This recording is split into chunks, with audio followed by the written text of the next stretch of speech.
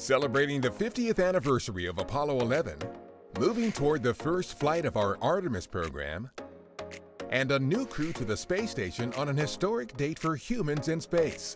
A few of the stories to tell you about this week at NASA.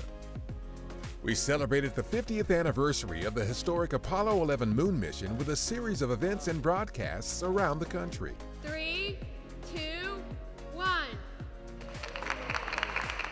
On July 16th, the date Apollo 11 launched 50 years ago, the spacesuit worn by late astronaut Neil Armstrong went on display for the first time in 13 years at the Smithsonian National Air and Space Museum in Washington, D.C. Our Administrator Jim Bridenstine and Vice President Mike Pence helped unveil the suit. Thank you for preserving this great national treasure. May it inspire future heroes who walk these hallways in their youth. Apollo 11 Command Module pilot Michael Collins joined Bob Cabana, director of our Kennedy Space Center in Florida, for a look back on the historic mission while at Kennedy's Launch Pad 39A, the same pad from which Apollo 11 launched. Our future Artemis missions will also launch from Kennedy as part of America's Moon to Mars approach for human space exploration.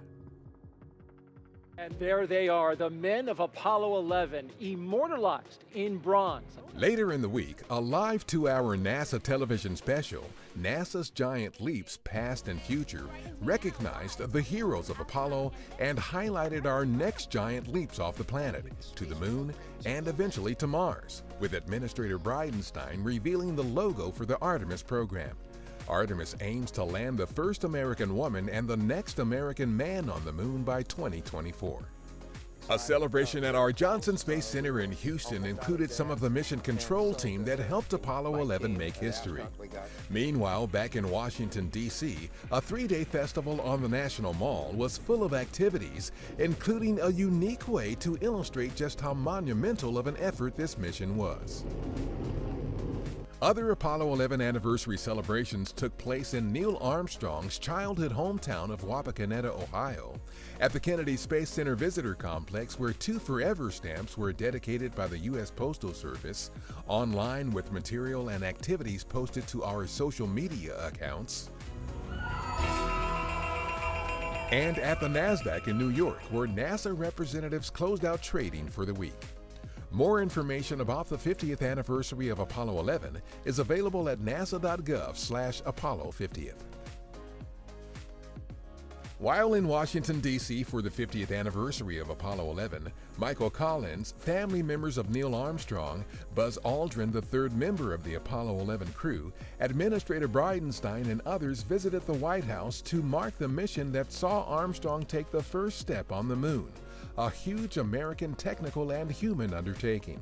The legacy of Apollo has provided the foundation for America's return to the moon by 2024, with plans to eventually venture onward to Mars.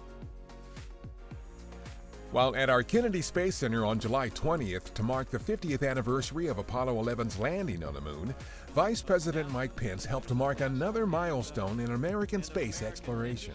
The Orion crew vehicle for the Artemis 1 mission is complete and ready to begin preparations for its historic first flight. Orion and the European Service Module will go to the moon on Artemis 1, the first uncrewed integrated flight test of Orion with our Space Launch System rocket. This mission will pave the way for human missions to the moon in preparation for trips to Mars. Also on July 20th, the International Space Station's next crew launched to the station from Kazakhstan. About 6 hours later, our Drew Morgan, Alexander Skvortsov of the Russian Space Agency Roscosmos, and Luca Parmitano of the European Space Agency arrived at the station, where they joined the crew already on board, including our Nick Hague and Christina Cook. That's what's up this week at NASA. For more on these and other stories, follow us on the web at nasa.gov/twan.